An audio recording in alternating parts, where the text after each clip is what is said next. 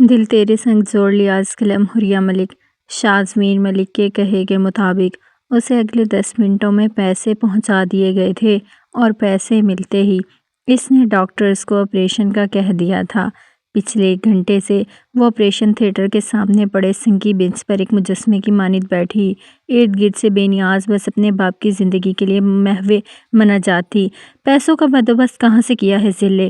اس کے بھائی نے دل میں امڑتے تجسس کی خاطر ایک نظر آپریشن تھیٹر کے بند دروازے کو دیکھ کر اسے مخاطب کیا تو اس نے کاٹ دار نگاہیں اٹھا کے اس کے چہرے کی جانب دیکھا اور بے حد تلخ اور زہر خندہ لہجے میں گویا ہوئی خود کا سودا کیا ہے۔ اس قدر بے رحم الفاظ پر سامنے کھڑے معیز کا چہرہ مارے حتہ کے اور سبکی کے سرخ پڑ گیا۔ کیا بکواس کر رہی ہو؟ وہ دبے دبے لہجے میں غرایا تھا، لیکن اب کی بار اس نے جواب دینے کی بجائے واپس توجہ گود میں دھرے ہاتھوں کی جانب مبذول کر لی، جبکہ اس کے انداز پر پیچ و تاب کھاتا معیز واپس معید کی جانب چلا گیا۔ صفدر شاہ پیر سائیں اپنے علاقے کی ایک بہت بڑی جانی مانی اور بہت معزز ہستی جانے مانے جاتے تھے، کیونکہ وہ نسلوں سے چلتی اپنے بزرگوں کی روایات و اقدار کو لیے اس علاقے میں بہت سے اصلاحی کام بھی کروا رہے تھے۔ لیکن اسی گھرانے کی صدیوں سے ایک رسم چلتی آ رہی تھی کہ ہر نسل کے بڑے بیٹے کی بیٹی کو اس خاندان کی سلامتی اور حفاظت کے لیے اس رسم کی بھیٹ چڑھایا جاتا تھا۔ اس لڑکی کا نکاح ہر نسل کے گدی نشین کے کسی بھی خاص مرید یا اس کے گھر میں کسی کے بھی ساتھ کر دیا جاتا اور اس نکاح کے فوراً بعد اسے ایک کمرے میں بند کر دیا جاتا تھا جہاں وہ اپنی بقیہ زندگی اللہ کی راہ میں اپنے خاندان کی سلامتی کے لیے قربان کر دی جاتی تھی۔ ان کے تئیں یہ ان کے خاندان کا ایک صدقہ ہوتا تھا، اور کیونکہ کوئی بھی کھل کر اس رسم کے منحرف نہیں تھا، اس لیے نسلوں سے یہ رسم چلی آ رہی تھی۔ برسوں پہلے صفدر شاہ کی بہن پھر ان کی بیٹی بھی اسی رسم کی بھیٹ چڑھی تھی۔ صفدر شاہ پیر سائیں کے 2 بیٹے جعفر شاہ جن کی شریک حیات ساجدہ بیگم ہے وہ بڑے، اور ان سے چھوٹے صفیر شاہ جن کی شادی فاطمہ بیگم، پھر مزدلفہ شاہ اور سب سے چھوٹے پرویز شاہ ہیں جن کی شادی نسرین بیگم سے ہوئی تھی۔ جعفر شاہ کی 3 اولادیں ہیں، آبگینہ، اویس اور طلال۔ صفیر شاہ کی 2 بیٹیاں ہیں، زہرہ جس کی شادی ظہیر شاہ سے ہو چکی ہے جبکہ دوسری بیٹی عائزہ ہے۔ پرویز سائیں کی بھی 3 اولادیں ہیں، مریم، زینب اور سمران، اور چونکہ جعفر سائیں سب سے بڑے ہیں اور اگلے گندی نشین بھی وہی ہوں گے، اس لیے اس بار رسم کے لیے ان کی بیٹی آبگینہ جعفر کو چنا گیا تھا۔ حویلی میں موجود سبھی لڑکیاں آبگینہ کے ایسے نصیب پر افسردہ تھیں، لیکن اس کے نام و نہاد سسرال سے آئے اس کے شاندار سامان کو دیکھ کر وطرائے حیرت میں مبتلا بھی تھی کہ صرف ایک کاغذی کارروائی کے لیے کون اتنا تردد کرتا ہے بھلا؟ اور ایسی ہی صورتحال باہر مردان خانے میں بھی تھی۔ پیر سائیں آپ کو رضا گردیزی کو منع کرنا چاہیے تھا کہ جب پتہ ہے یہ سب ایک 5 منٹوں کی کارروائی ہے تو اس کے لیے ایسا ڈھنڈورا کیوں پیٹ رہے ہیں یہ لوگ؟ جعفر جو گزشتہ کئی دنوں سے بیٹی اور بیوی کی سسکیوں اور التجاؤں سے بے حد پریشان تھے، وہ اس ڈرامے کو دیکھ کے مزید زچ ہو گئے تھے۔ یہ سب اس کے بیٹے کی خواہش ہے اور شادی بے شک جس طرح سے بھی ہو رہی ہے، لیکن مکمل رسومات کا خیال رکھا جائے گا۔ پیر سائیں خاص سے محتمل انداز میں گویا ہوئے کیونکہ اس وقت ان کی ایک جذباتی حرکت ان کے لیے مسئلہ کھڑا کر سکتی ہے، اس لیے وہ اس وقت مصلحتاً چپ تھے۔ اس سے قبل کہ وہ مزید کچھ کہتے یا کوئی اور اعتراض اٹھاتا، اچانک حویلی کا مین گیٹ کھلا اور یک بعد دیگر 3 گاڑیاں حویلی کے پورچ میں آن ٹھہری تھیں۔ گردیزی ہاؤس سے بچیاں آ چکی ہیں، اندر زنان خانے میں اطلاع پہنچاؤ کہ آبگینہ کو تیار کریں، یہ لوگ اس کی مہندی کی رسم کرنے کے لیے آئے ہیں۔ چونکہ اس وقت شام اپنے پر پھیلا چکی تھی، اس لیے پیر سائیں نے رسم کے لیے پیغام بھجوا دیا، کیونکہ وہ لوگ بتا چکے تھے کہ آج کی مہندی کی رسم کے لیے وہ لوگ تشریف لائیں گے۔ زنان خانے میں جب پیر سائیں کا پیغام اور گردیزی ہاؤس کی خواتین ایک ساتھ پہنچی تو سب یخلک چونکنے سے ہو گئے تھے۔ یہ آبی کے سسرال میں لڑکیاں اس قدر حسین ہیں تو سوچو اس کا میاں بھی تو خوبصورت ہوگا نا؟ مریم زہرہ کے کان میں گھسی جو اس کی بات پر سن کر یکدم تپ اٹھی تھی۔ ایسی خوبصورتی کا کیا ہی فائدہ جب اپنے حق کے لیے ہی آواز نہ اٹھائے، اور یہ فضول رسم ختم کرنے کے لیے بزدل مرد۔ زہرا کو اپنے گھر والوں کے ساتھ اس شخص پہ بھی بے حد غصہ آ رہا تھا جو اس رسم کو نبھانے کے لیے تیار بھی ہو گیا۔ وہ بھی مجبور ہوگا جس طرح ابھی کو مجبور کیا گیا ہے، مریم نے افسردگی سے کہا تو زہرا نے نحوست سے سر جھٹکا آبی کا کیس اور ہے اور وہ مرد ہے، وہ آواز اٹھا سکتا ہے، لیکن خیر دعا ہے آنے والی نسلوں میں کوئی مرد کا بچہ اس گھٹیا رسم کا خاتمہ کر دے۔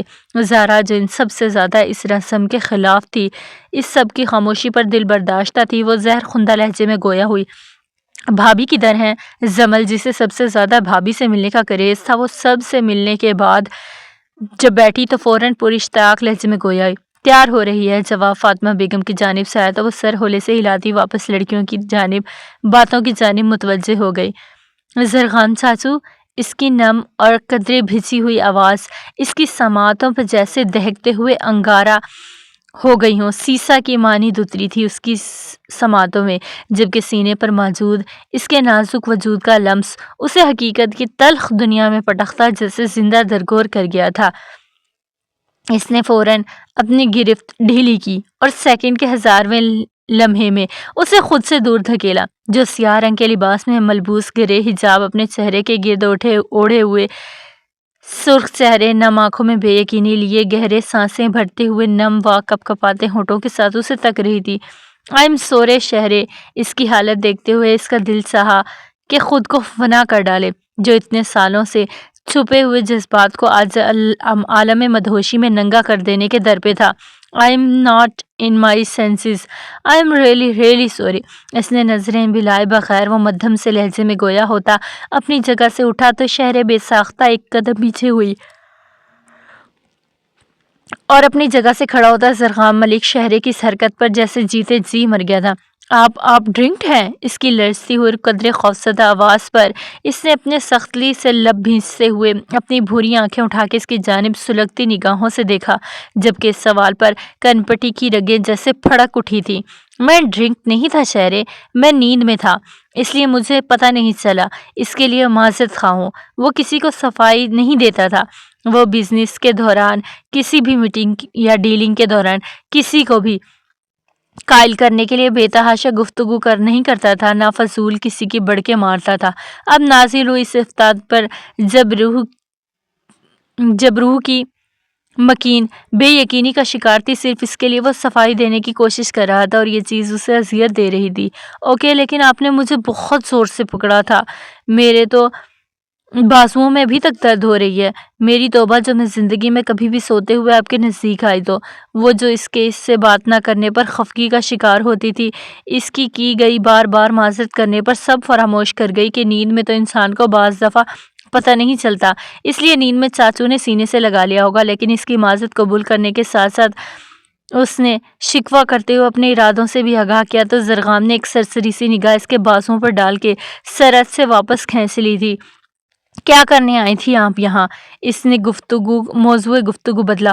اوہ ہاں، ہم لوگ نگاہ چچی کے ساتھ شاپنگ کے لیے نکلے ہیں، اور اب بڑی ماما زرغام کی ماما کا کہنا ہے کہ برائڈل ڈریس لینا ہے، اس لیے آپ بھی ہمارے ساتھ آ جائیں، گاڑی نیچے کھڑی ہے۔ اس نے عادتاً تفصیل سے آگاہ کیا تو اس کی کشادہ پیشانی پر بل پڑے۔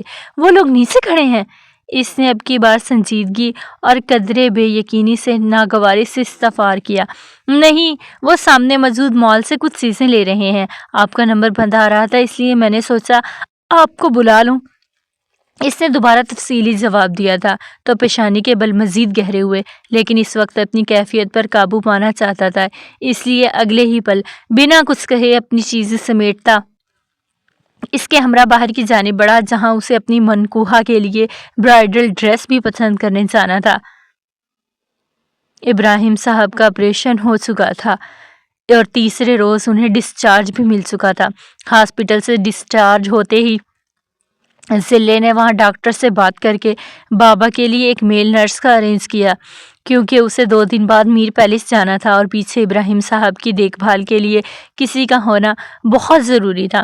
بابا، مجھے کل جاب پہ جانا ہے، میں نے آفس سے ادھار لیا ہے، اس کے لیے کیا پتہ مجھے اوور ٹائم بھی کرنا پڑے، اس لیے پریشان مت ہوئیے گا، میں نے عاشر کو سمجھا دیا ہے، اب وہ آپ کے پاس رہا کرے گا۔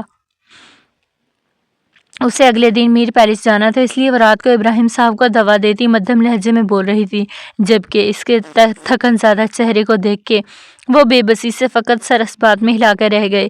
اس سے اگلے دن وہ عاشر کو بابا کے حوالے سے مکمل ہدایات جاری کرتی 8 بجے ہی گھر سے نکل گئی، کیونکہ شازمین ملک نے کا کہنا تھا کہ وقت سے پہلے آئے تاکہ وہ اس سے بات کر سکے۔ 8:30 بجے جب وہ وہاں پہنچی تو ملازمہ کی معیت میں سیدھی شازمین ملک کے کمرے تک پہنچی، جہاں وہ سلک کا وائٹ نائٹ گاؤن پہنے بیڈ ٹی لے رہی تھی۔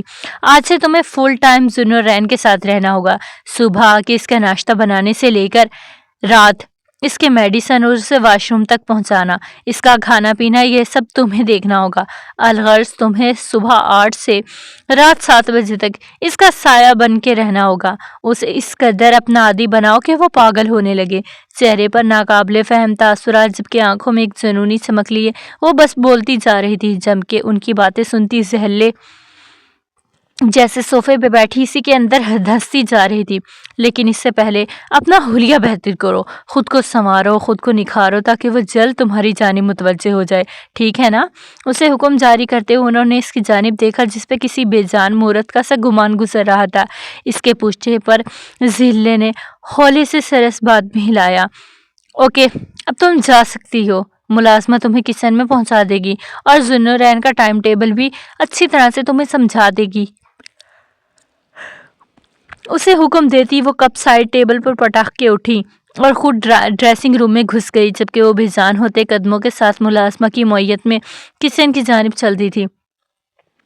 اورنج کلر کے شرارے کے ساتھ اولیو گرین شرٹ پہنے، لمبے بالوں کی چٹیاں بنا کے بائیں کندھے پر ڈالے وہ سر پر بلیو آرگینزا کا دوپٹہ جس کے کناروں پر پیلے اور گلابی رنگ کی خوبصورت سی باؤنڈری ہوئی تھی سجائے، بنا میک اپ کیے فریش پھولوں کی جیولری پہنے، جب زہرا اور مریم اور عائشہ کے ہمراہ دھیرے دھیرے سے چلتی ہال میں پہنچی تو وہاں آئی گردیزی ہاؤس کی تمام خواتینیں اس کا اتنا مکمل پر نور اور معصومیت سے بھرا حسن دیکھ کر دنگ رہ گئی تھیں۔ سب نے بے ساختہ ہوک سے نکلی کہ یہ حسن، یہ خوبصورتی، وجود ان کا ہو کے بھی ان کا نہیں ہوگا۔ آبگی نے ماں کے اشارے پر بی جان کے جانب بڑھی تو انہوں نے محبت سے اسے اپنے سینے سے لگا لیا اور پھر اپنے پاس ہی بٹھا لیا۔ اس کے بیٹھنے پر سائرہ گردیزی آگے بڑھی اور فرحت جذبات سے اسے اپنے سینے میں سمیٹتے ہوئے اس کی پیشانی کا بوسہ لیا۔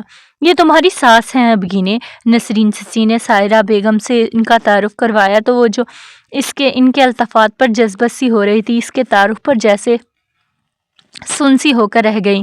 پھر رفتہ رفتہ سب آگے بڑھی اور اس سے بہت محبت سے ملی اور اپنا تعارف کروانے لگی، جبکہ ان سب کی محبت کے مظاہرے اور تعارف آبگینے کے اندر زہر بھرنے لگے تھے۔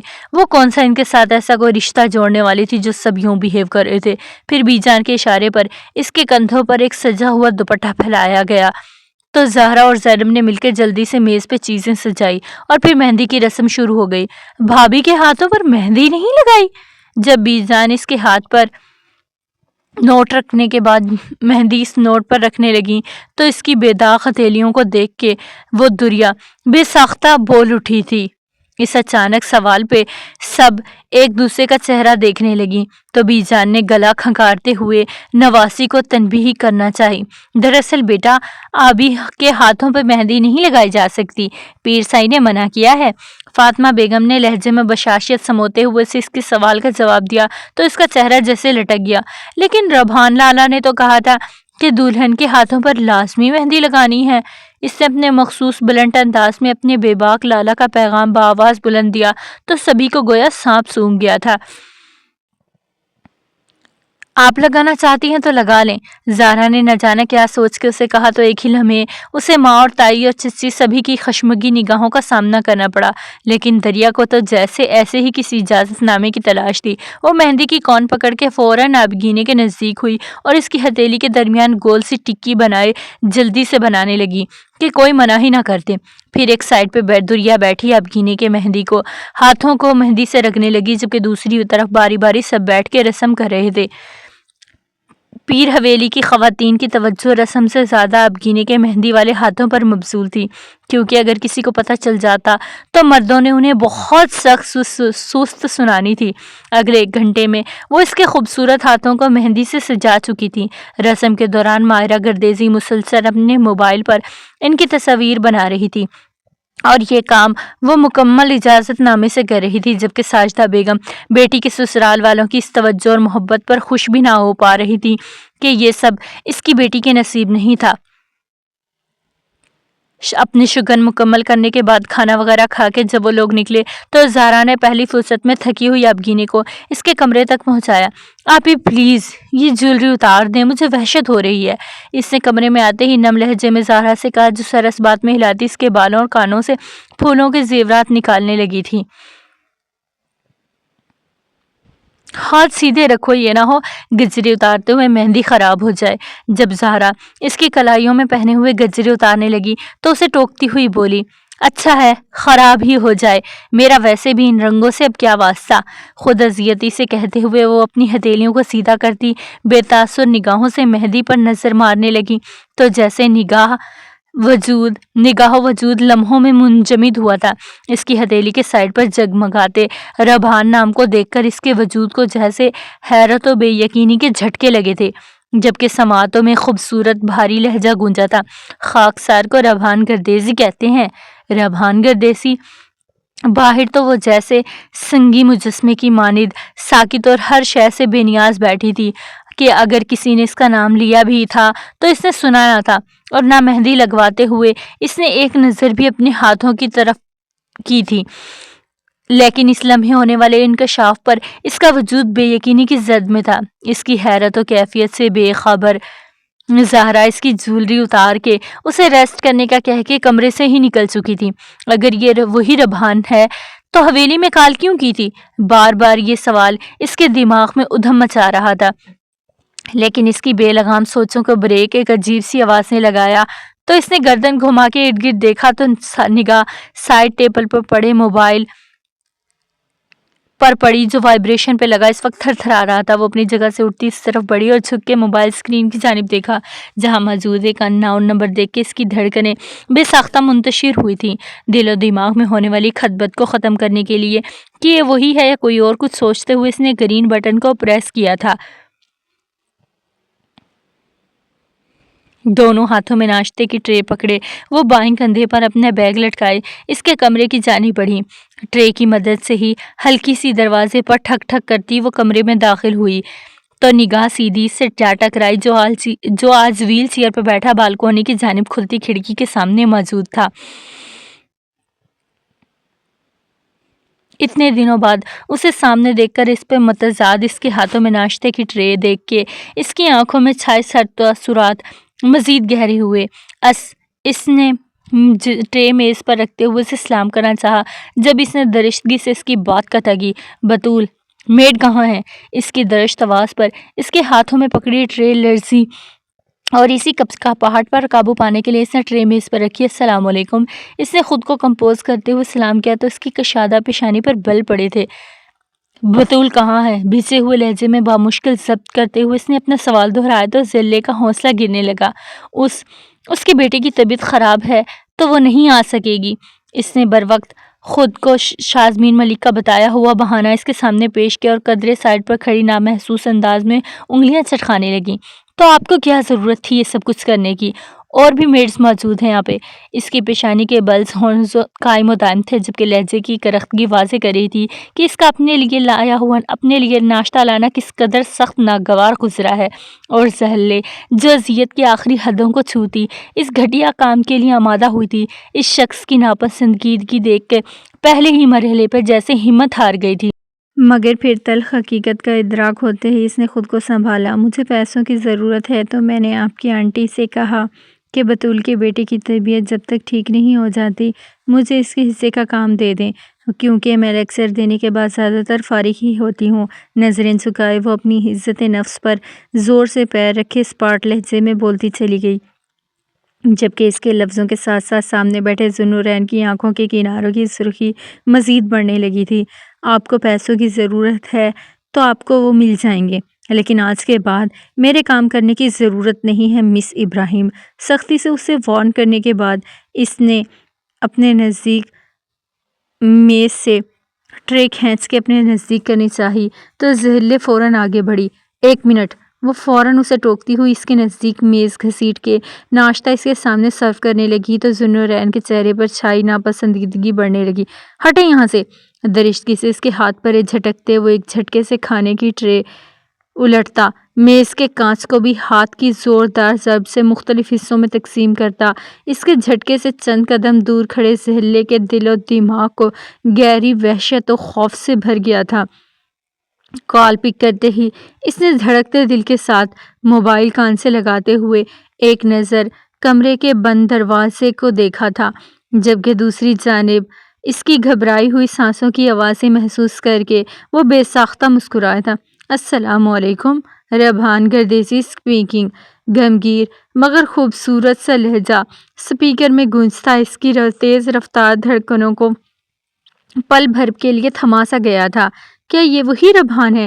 اس کے دل میں یکدم سے وہی سوال سر اٹھانے لگے جس نے اسے یہ فون کال اٹھانے پر مجبور کیا تھا۔ کون ربحان گردیزی؟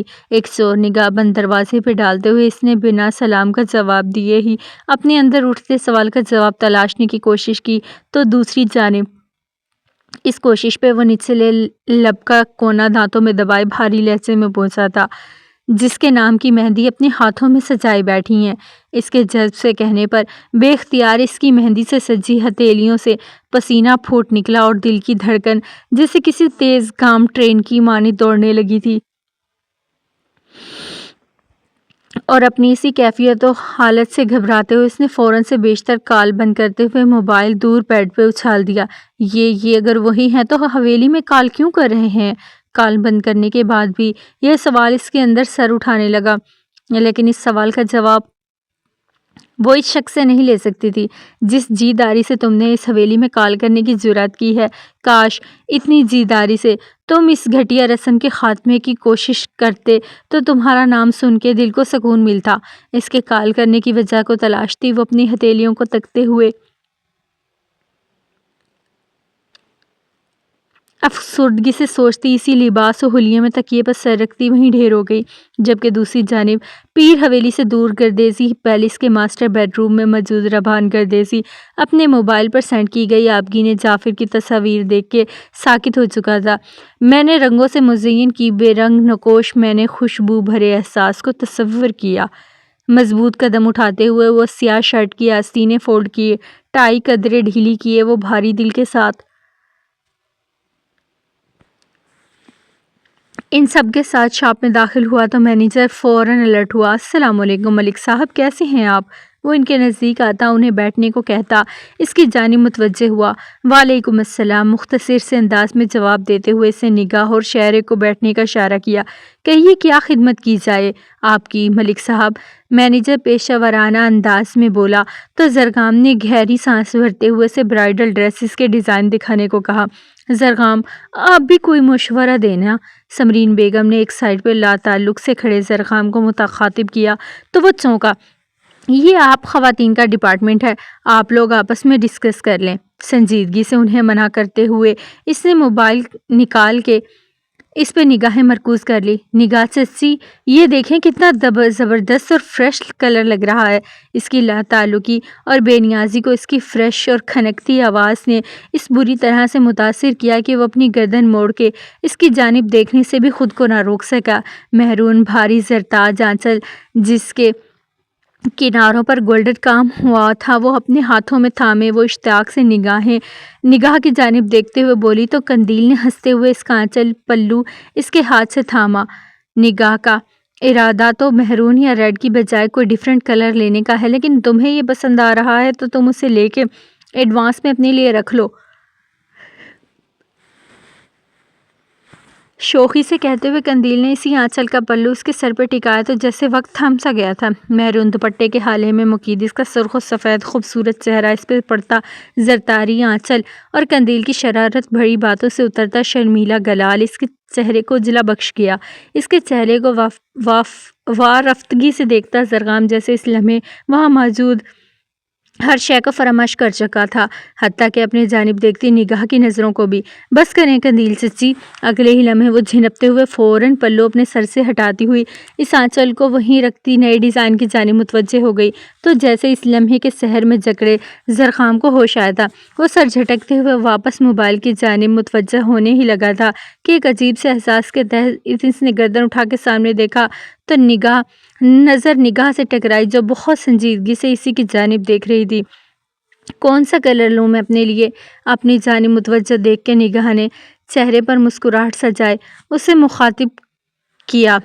وہ گہری سانس بھرتے ہوئے 2 قدم آگے ہوا۔ جو آپ کو پسند ہے وہ سلیکٹ کریں۔ مجھے بھی وہی پسند آ جائے گا، نرمی سے کہتے ہوئے وہ اس کے پہلو میں جا کھڑا ہوا۔ یہ کلر کیسا رہے گا؟ اس نے اس کے سامنے گولڈن اور شاکنگ امتزاج سے مزین خوبصورت اور دیدہ زیب ڈریس کی جانب اشارہ کرتے ہوئے استفسار کیا تو وہ مسکرا دیا۔ بہت پیارا ہے اور آپ پہ اس سے بھی زیادہ پیارا لگے گا۔ مکمل طور پہ کچھ فاصلے پہ کھڑی شہرے سے بے نیازی برتنے کی کوشش کرتا وہ اپنے مخصوص انداز میں گویا ہوا، کیونکہ جو بھی تھا وہ اس کے نکاح میں تھی، اس سے وابستہ تھی اور وہ کبھی بھی اپنی دانستہ تکلیف دینے کی کوشش نہیں کر سکتا تھا۔ پھر یہ فائنل کر دینا۔ سمرین بیگم نے دونوں کی پسندیدگی کا اندازہ لگاتے ہوئے استفسار کیا تو زرخام نے نگاہ کی جانب دیکھا تو اس نے سر اس بات میں ہلا دیا تھا۔ شہرے کے لیے بھی لے لیں، انہوں نے اس کا آنچل سر پہ رکھا تھا، اس لیے بہتر ہے آپ انہیں اپنی طرف سے دے دیں۔ جب سمرین بیگم ڈریس فائنل کرنے لگی تو وہ کریڈٹ کارڈ تھماتا ہوا سپاٹ لہجے میں بولا، جیب سے کریڈٹ کارڈ نکالنے لگا۔ جب اس کی بات سن کے سمرین بیگم ٹھٹکی، لیکن پھر ہولے سے مسکرا دی اوکے، اور پھر نگاہ کی شادی کا جوڑا خریدتے ہوئے سمرین نے شہرے کے لیے بھی ڈریس خرید لیا، لیکن اسے دیا نہیں کیونکہ انہیں سب کے سامنے یوں برائڈل ڈریس گفٹ کرنا مناسب نہیں لگا تھا۔ گردیزی پیلس میں اس وقت ہنگامہ اپنے عروج پر تھے، کیونکہ آج گردیزی خاندان کے لاڈلے اور اتھرے سپوت کے نکاح کا فنکشن تھا، اور اپنی ہٹ دھرمیوں کے باعث ربحان گردیزی اس سادگی بھرے فنکشن کو سادگی سے ہٹا کے مختلف رسومات کو اس فنکشن کا حصہ بنانے پر تلا ہوا تھا۔ ربحان، یہ اتنے مہمانوں کو کیوں بلایا ہے آپ نے؟ رضا گردیزی کو جب خبر ہوئی تھی کہ بارات پہ جانے کے لیے مہمان پہلے سے آنا شروع ہو چکے ہیں تو وہ ان کی آمد پہ حیران ہوتے اس سے استفسار کرنے لگے، جو سیاہ شلوار قمیض میں ملبوس بہت شان سے صوفے پر برازمان موبائل پر مصروف تھا۔ شادی کر رہا ہوں تو کیا دوستوں کو نہ بلاؤں؟ اس کی بے نیازی قابل دید تھی، جسے ملاحظہ کرتے ہوئے رضا صاحب نے حماد صاحب کی جانب دیکھا تو وہ بے بسی سے اپنے کندھے اچکا کر رہ گئے تھے۔ تو جب نکاح کے بعد بنا بیوی کے وہاں سے رخصت ہو گئے تو ان دوستوں کو کیا جواب دو گے؟ انہوں نے سنجیدگی سے اسے لاجواب کرنا چاہا، لیکن یہ کام کرنے کے لیے انہوں نے غلط بندے کا انتخاب کیا تھا، کیونکہ لاجواب ہونا ربحان گردیزی کو نہیں آتا تھا۔ وہ جواب آپ کو موقع پر دوں گا، ابھی مزہ نہیں آئے گا آپ کو سن کے، اس لیے ان خواتین کو جلدی سے کمروں سے نکالیں کیونکہ وقت کافی زیادہ ہو چکا ہے۔ پرسکون لہجے میں انہیں جواب دے کے وہ اپنی جگہ سے اٹھا اور بیجان کے کمرے کی جانب بڑھ گیا تھا۔ بھائی صاحب، مجھے آپ کے صاحبزادے کے ارادے بالکل ٹھیک نہیں لگ رہے، حماد صاحب کی جانب دیکھ کے رضا صاحب الجھے ہوئے لہجے میں بولے تو اس طرف آتی ہوئی مائرہ گردیزی نے ایک نظر حماد گردیزی کی جانب دیکھا۔ آپ پرائیویٹ ڈیٹیکٹیو بننے کی کوشش کیوں کر رہے ہیں؟ جب وہ آپ سب کی بات مان کے سکون سے اس رسم کے لیے راضی ہو چکا ہے تو پھر کیوں کر آپ اس سے فضول سوالات کر رہے ہیں سب لوگ؟ وہ تیوری چڑھا کے بولی تو انہوں نے بے بسی سے بیوی کی جانب دیکھا اور ہارے ہوئے انداز میں ڈھیلے سے پڑ گئے تھے۔ معاف کر دیں بیگم صاحبہ، ہماری کیا مجال جو آپ کے لاڈلے کو کچھ بھی کہہ سکیں۔ اس کے ہتھیار ڈالنے والے انداز پہ وہ مسکراہٹ دباتی پلٹیں اور سائرہ بیگم کو بلانے چل دیں تاکہ سب بچیوں کو لے کے سب پیر حویلی کی جانب نکل پڑیں۔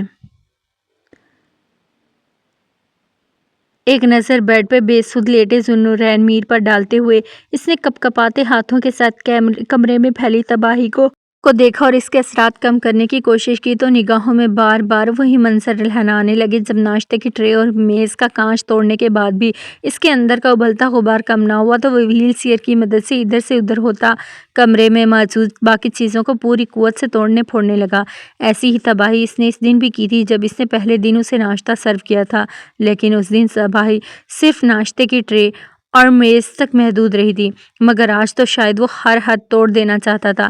اس ساری تباہی میں اسے انجانے کتنی چوٹیں آئی تھی، لیکن ان چوٹوں سے بے نیاز بنا بس اپنے اندر لگی آگ کو اس تباہی سے کم کرنے کی کوشش کرتا دیوار کے ساتھ لگی تھر تھر کانپتی زہلے کو فراموش کر چکا تھا، جو اس کے اس قدر وحشی روپ پہ خوف و بے بسی سے ادموئی ہوئی جا رہی تھی۔ اس سے قبل کہ اس کا یہ روپ اس کے حواس چھین لیتا، توڑ پھوڑ سے ہونے والی بلند آواز سے سن کر شاید ملازمین نے ڈاکٹر مرتضیٰ کو اطلاع دے دی تھی، اور اگلے چند لمحوں میں وہاں آ کے بامشکل اسے قابو کرتے ہوئے زبردستی پرسکون نیند کا انجیکشن دے کے اس کی مدد سے بیڈ پہ لٹا کے زہلے کو اس کے حوالے سے کچھ ہدایات دے کے نیچے جا چکے تھے، جبکہ اپنی مجبوریوں کے باعث وہاں موجود زہلے اس کی تباہی کے تاثرات مٹاتی پھوٹ پھوٹ کے رونے لگی تھی، کیونکہ وہ جانتی تھی اس کی موجودگی میں وہاں اس کے لیے مدد کے لیے کوئی بھی ملازمہ اس کمرے میں نہیں آنے والی تھی۔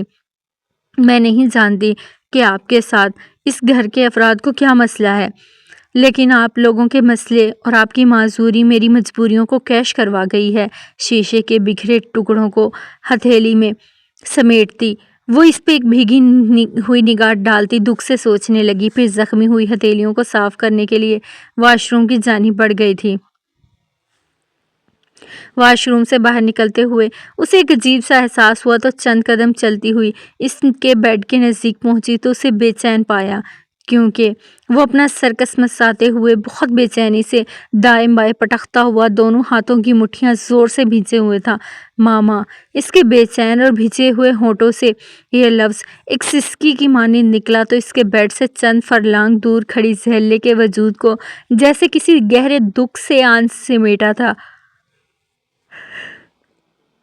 اسے اس لمحے ذوالنورین پہ ایک بچے کا سا گمان ہوا، شاید اسی وجہ سے اس کے دکھ کو محسوس کرتی وہ آگے بڑھی۔ ذوالنورین! اس نے نرمی سے اس کے نزدیک کھڑے ہوتے ہوئے اسے پکارا۔ وجہ یہی تھی کہ وہ اس سمے ہونے والی تکلیف سے بچانا چاہ رہی تھی۔ مما! وہ اس دفعہ پھر سے سسکا تو اس نے نرمی سے اپنی قوت پوری ہمت متجمع کرتے ہوئے اس کے کندھے پر ہولے سے ہاتھ رکھا ہی تھا کہ اگلے لمحے اس پہ جیسے کسی قیامت کی مانند آن پڑا تھا، کیونکہ اس کے کندھے پہ رکھے ہاتھ ذوالنورین میر ایک دفعہ پھر سے ماما لفظ کی گردان کرتا اس کے ہاتھ کو سختی سے اپنے ہاتھوں کی گرفت میں لیتا اسے اپنی جانب کھینچ چکا تھا۔ ہائے اللہ! آبی! تم کتنی حسین لگ رہی ہو! اگر میں تمہارے ہونے والے شوہر کی جگہ پر ہوتی تو اس روپ پہ تمہیں دیکھ کے، ہر طرح کی رسموں کو ٹھوکر مار کے، اس ظالم سماج سے لڑ کے تمہیں میں اپنے ساتھ ہمیشہ ہمیشہ کے لیے لے جاتی۔ سرخ رنگ کے قیمتی دیدہ زیب، بھاری لہنگے میں ملبوس میچنگ بھاری جیولری اور نفاست سے کیے گئے میک اپ سے سجی آبگینے کو دل و جان سے سنوارنے کے بعد جب زہرا اس کے سامنے سے ہٹی تو اس کا نوخیز کلیوں کی مانند مہکتا ہوا وجود اور سجا سنورا سراپا دیکھ کے مریم پرشوق انداز میں بولتی چلی گئی تھی۔ اس کی بات سن کے نہ جانے کیوں آبگینہ کے کانوں میں ایک خوبصورت سا مردانہ لب و لہجہ گونجا تو دھڑکنوں نے فوراً لے بدلی۔ کاش ایسی جیداری اس کے ہونے والے شوہر میں بھی ہوتی، لیکن وہ شاید ساری جیداری آبی کی شاپنگ اور شادی کی ہر طرح کی رسمیں کروانے میں دکھا چکا ہے۔ اس کے پھولوں کی خوبصورتی کو بھی مات دیتے خوبصورت چہرے کو نیٹ کے دوپٹے سے چھپاتی زہرا زہر خندہ لہجے میں گویا ہوئی تو آبی کے وجود میں وحشت سی بھرنے لگی۔ یا اللہ! مجھ پہ اگر یہ آزمائش ڈالی ہے تو مجھے صبر عطا کرنا۔ آنکھیں میچتی وہ اللہ سے دعا گو ہوتی ان سب کے ساتھ باہر کی جانب بڑھنے لگی تو دھڑکنیں جیسے رک رک کے چلنے لگی تھی۔ وہ اپنی توجہ سامنے کھڑے لیپ ٹاپ پر مکمل طور پر مرکوز کیے اپنا کام کر رہا تھا جب موبائل کی رنگ ٹون پر اس نے ناگواری سے اسکرین کی جانب دیکھا، لیکن وہاں جگمگاتے نام کو دیکھ کے اس کے وجیہ چہرے پر مسکان پھیل گئی۔ کہاں ہو؟ بنا سوال و جواب دوسری جانب سے استفسار کیا گیا تو وہ مسکراہٹ دباتے ہوئے ایک پرتعصب نکاح لیپ ٹاپ پہ ڈالتے ہوئے اسے شٹ ڈاؤن کیا اور خود اپنی جگہ سے کھڑا ہوا۔ آفس سے نکلنے لگا ہوں۔ گاڑی کی چابی پینٹ کی جیب میں اڑیستے وہ اسٹینڈ سے کوٹ لیتا دروازے کی جانب تیزی سے بڑھنے لگا۔ دل تو کر رہا ہے تمہیں تمہاری اس مصروفیت کے باعث کوئی سخت سی سزا دوں، لیکن پھر یہی سوچ کے چپ ہو جاتا ہوں تمہارے لیے یہی سزا کافی ہے کہ کچھ دنوں میں اس کے سامنے کسی اور کے ہونے والے ہو۔ دوسری جانب سے کہے الفاظ پہ دروازہ کھولتے زرغام ملک کے ہاتھ لہجہ بھر کو ٹھٹکے، لیکن اگلے ہی لمحے وہ خود کو سنبھالتے ہوئے باہر نکلا۔ ایسا کچھ سال قبل ہو چکا ہے، ابھی تم مجھے یہ بتاؤ کہ مجھے کال کیوں کی ہوئی ہے؟ اس کا سپاٹ لہجہ گونجا۔ اس لیے کہ تم کچھ سال قبل کر چکے ہو وہ مجھے آج کرنے جا رہا ہوں۔ اس میں مجھے تمہارے ساتھ کی بہت ضرورت ہے۔ نپے تلے انداز میں وہ بہت کچھ باور کروا کے دوسری جانب سے کال بند کر چکا تھا۔ اگلے چند گھنٹوں کا لاہے لاہے عمل تیار کرنے کے بعد زرغام گارڈز کے ساتھ اپنی منزل کی جانب رواں دواں ہو چکا تھا۔ اپنی کزنز اور بھائیوں کے حالے میں جب نیٹ کے دوپٹے میں چہرہ چھپایا آبگینے کو خوبصورتی سے سجے لان میں لایا گیا تو سیدھا اسے زنان خانے کے لیے سجے حصے کی طرف لایا گیا تھا، کیونکہ لان کو درمیان میں پھولوں کی گھنی سی لڑیوں کے ساتھ دو حصوں میں تقسیم کر کے مردانہ اور زنانہ حصے الگ الگ کر دیے تھے تاکہ جدید دور کے مطابق شادی کا فنکشن بھی ہو جائے اور ان لوگوں کی روایات اور اقدار بھی برقرار رہیں۔ اسی لیے سٹیج پر بیٹھا ربحان گردیسی چاہ کے بھی آبگینے کی ایک بھی جھلک دیکھنے سے محروم رہا تھا۔ پھر آبگینے کے زنانے حصے میں سجے سٹیج پر بیٹھتے ہی نکاح کی رسم کی گئی اور چند ہی لمحوں میں 50 لاکھ مہر کے عوض ربحان گردیسی آبگینے گردیسی کو اپنے نام کر چکا تھا۔ نکاح ہوتے ہی کھانا کھول دیا گیا تھا، کیونکہ وہاں اس وقت صرف ربحان کے دوست احباب نہیں تھے بلکہ پیر سائی نے بھی بہت سے مہمان بلائے تھے۔ اس لیے اس نام نہاد نکاح کی رسم پہ بھی وہاں لوگوں کا ایک طوفان سا امڈ آیا تھا، کیونکہ نکاح کی تقریب سب کے سامنے ہونی تھی اور اس کے بعد کی کارروائی وہ مہمانوں کے رخصت ہونے کے بعد کرنے کا ارادہ رکھتے تھے، لیکن جو ارادہ بنا کے انہیں اپنی جانب متوجہ کر گیا تھا۔ پیر سائی اب رخصتی کی اجازت دیجیے۔ سٹیج پر موجود اپنی باتوں میں مگن افراد پہ ربحان گردیسی کی آواز کسی ناگہانی آفت کی مانند اتر آئی تھی۔ سب نے ہی ایک جھٹکے سے اس جانب دیکھا جو بہت پرسکون انداز میں پیر سائی کی مانند متوجہ تھا، جن کا چہرہ اس کی بات پر ضبط کے مارے سرخ پڑنے لگا تھا۔ کیا بکواس کر رہے ہو تم لڑکے؟ ایک چور نگاہ سٹیج سے پرے باتوں میں مصروف مہمانوں پر ڈالتے ہوئے وہ اپنے اندر ابال کنبہ مشکل دبائے ہوئے قدرے دبے لہجے میں بولے تو بی جان ہولتی ہوئی آگے بڑھی۔ ربحان یہ کیا پاگل پن ہے بچے؟ انہوں نے اس کے کندھے پہ ہاتھ رکھتے ہوئے اپنی جانب متوجہ کرنا چاہا۔ نکاح کے بعد سبھی اپنی بیویوں کو اپنے ساتھ رخصت کروا کے لے جاتے ہیں بی جان، اس میں پاگل پن کی کیا بات ہے؟ دوسری جانب لاپرواہی و بے نیازی عروج پر تھی جو پیر حویلی کے افراد پر کسی بجلی کی مانند اتر رہی تھی۔ اپنا تماشا بند کرو اور لوگوں کے رخصت ہونے تک اپنی بکواس بھی بند ہی رکھنا ورنہ جان سے جاؤ گے۔ اس کی ہٹ دھرمی دیکھتے ہوئے جعفر سائی آگے بڑھے اور لوگوں کو متوجہ ہوتے دیکھ کر چہرے پر بامشکل تاثرات نارمل رکھے وہ دبے دبے لہجے میں غرائے تو اس نے بایاں ابرو خولے سے اچکاتے ہوئے سسر کے تیوروں اور دھمکیاں ملاحظہ کی، جبکہ گردیسی پیلس کے افراد ان کی دھمکی سن کے دہل سے گئے۔ رضا گردیسی بے ساختہ ربحان کی جانب بڑھے۔ ایسی دھمکیاں دینے سے بہتر ہے آپ میری بیوی کو میرے ساتھ رخصت کر دیں۔ اس نے سنجیدگی سے ایک چٹنی نگاہ نیٹ کے پردے کے اس پار بنے سٹیج کے دوسرے حصے پر ڈالی جہاں اس وقت اس کی بیوی براجمان تھی۔ وہ نہیں جانتا تھا کہ وہ یہاں ہونے والی گفتگو سے واقف ہو رہی تھی یا نہیں، لیکن وہ یہ ضرور جانتا تھا کہ جب وہ اس گفتگو کا ماخذ جانے گی تب وہ مر مٹنے پر تل جائے گی۔ ربحان فضول کی ضد نہیں کرو، جب ایک بات طے تھی تو اس پہ اتنا فضول رد عمل کیوں دے رہے ہو؟ رضا گردیسی نے اس کے نزدیک ہوتے ہوئے اسے ڈپٹا، کیونکہ اب لوگ سٹیج کی جانب متوجہ ہو رہے تھے اور چاگ مگوئیاں کرنے لگے تھے۔